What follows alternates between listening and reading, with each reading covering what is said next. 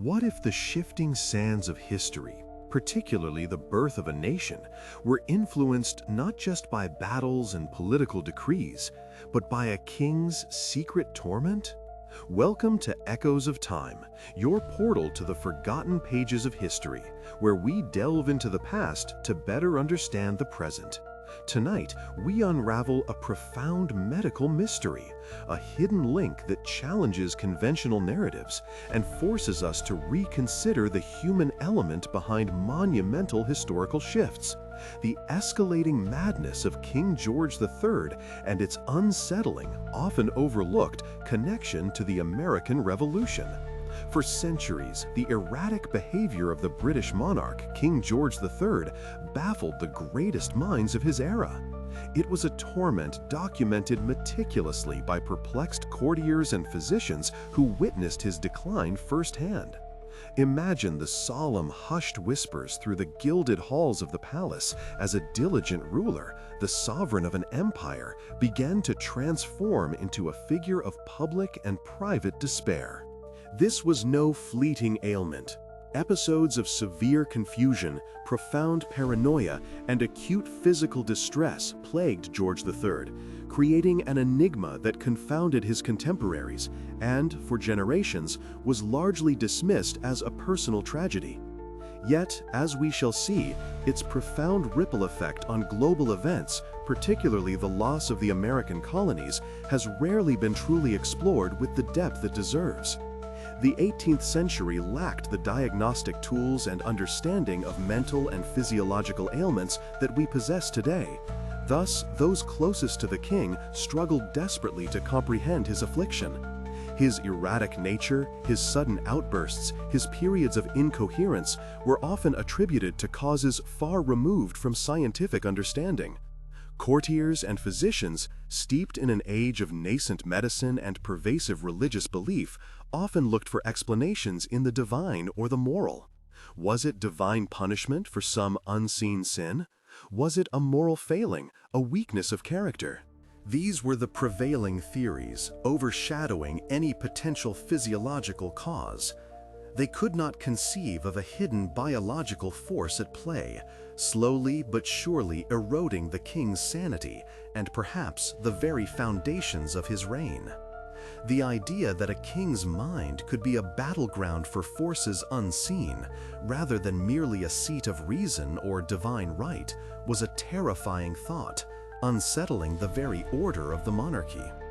As the colonies across the Atlantic began to stir with revolutionary fervor, demanding independence and challenging the very authority of the crown, King George III's condition appears to have deteriorated in a tragic feedback loop. The immense pressure of governing an empire on the brink of revolt, coupled with the deeply personal anguish of his condition, created an unbearable strain. The world was changing, revolutions were brewing, and at the heart of the empire, the man meant to guide it through these turbulent waters was battling an internal storm of his own. The records of his reign speak of a meticulous, dedicated monarch, but these later accounts unveil a man increasingly isolated, increasingly erratic, grappling with a mind that betrayed him. It is here, at this crucial juncture, that Echoes of Time invites us to look beyond the conventional narratives of battles and political decrees, and to consider the possibility of a far more intimate, yet equally powerful, influence on the course of history. It is only through the lens of modern science and historical analysis that we have begun to piece together the fragments of this medical mystery. For centuries, the madness of King George III remained a captivating yet ultimately unresolved historical footnote. But contemporary research has offered several compelling, albeit debated, explanations, each one opening a different window into the king's suffering and its potential historical ramifications. The most widely accepted theory today points to porphyria, a rare genetic blood disorder. This condition is particularly insidious because it manifests with a constellation of neurological and psychological symptoms that eerily mirror those meticulously observed in the king's medical records.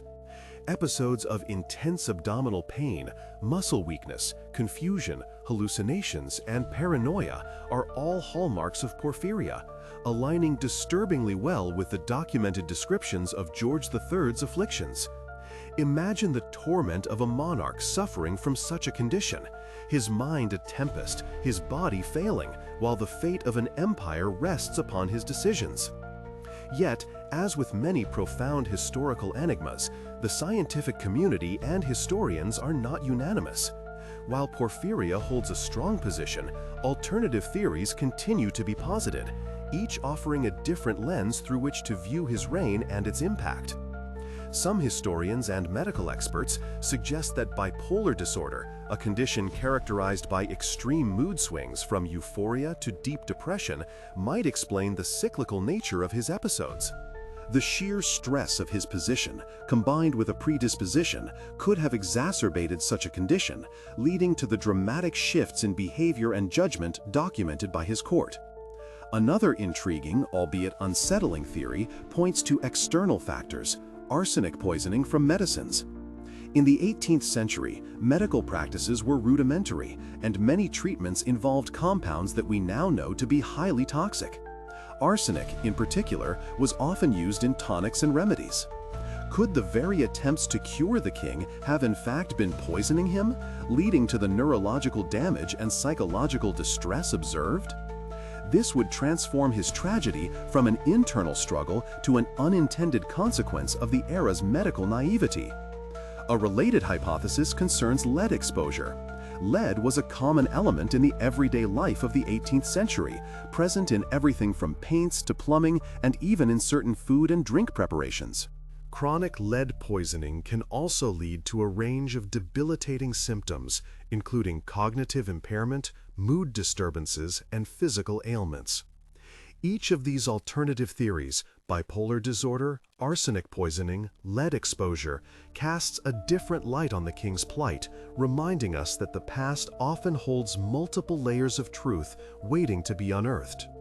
The profound question that arises from these medical insights is not merely what afflicted the king, but what impact his affliction had on the monumental events of his era. Could George III's deteriorating mental state have clouded his judgment at critical junctures, affecting pivotal decisions that irrevocably altered the course of empires? The description of his transformation from a diligent ruler to a figure of despair takes on new significance when viewed through this lens. If his paranoia was heightened, his confusion pervasive, and his ability to reason compromised, then his handling of the American colonies, already a powder keg of discontent, becomes a vastly different narrative.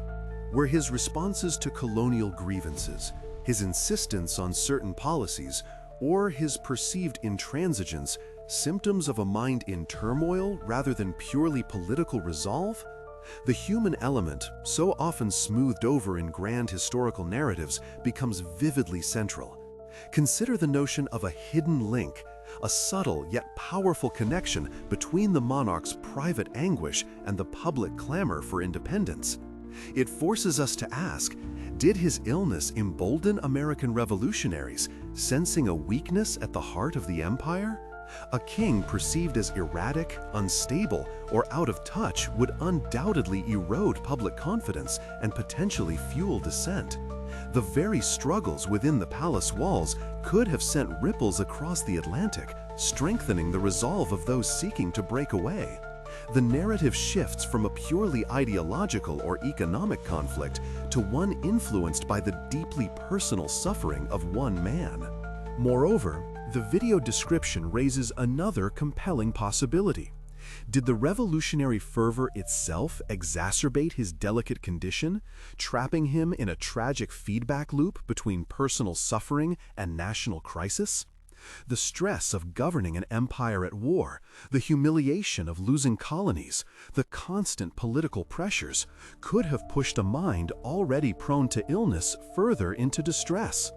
It's a harrowing thought that the very events he was meant to control were simultaneously feeding the demons within his own mind. This complex interplay of royal affliction and geopolitical upheaval profoundly challenges conventional historical narratives, urging us to look beneath the surface of official decrees and battlefield triumphs. The madness of King George III, once a perplexing personal tragedy, now stands as a powerful symbol of how deeply intertwined individual lives, even those of monarchs, are with the grand sweep of history. It reminds us that behind every epochal event, there are human beings with their own struggles, their own limitations, and their own hidden torments.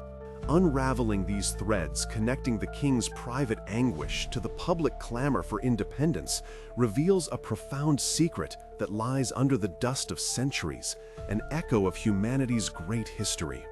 We may never definitively solve the complete mystery of George III's affliction, nor precisely quantify its exact impact on every turn of the American Revolution. The past, by its very nature, guards some of its secrets fiercely. But by exploring these compelling theories and their potential ramifications, we gain a richer, more nuanced understanding of this pivotal moment in history.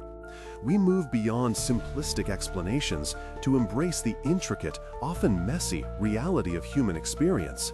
So, as we reflect on the dawn of a new nation and the twilight of a king's sanity, we are left to ponder: how many other monumental historical shifts, how many other forgotten pages might hold similar hidden links, waiting for us to uncover the echoes of the human story that truly shaped them?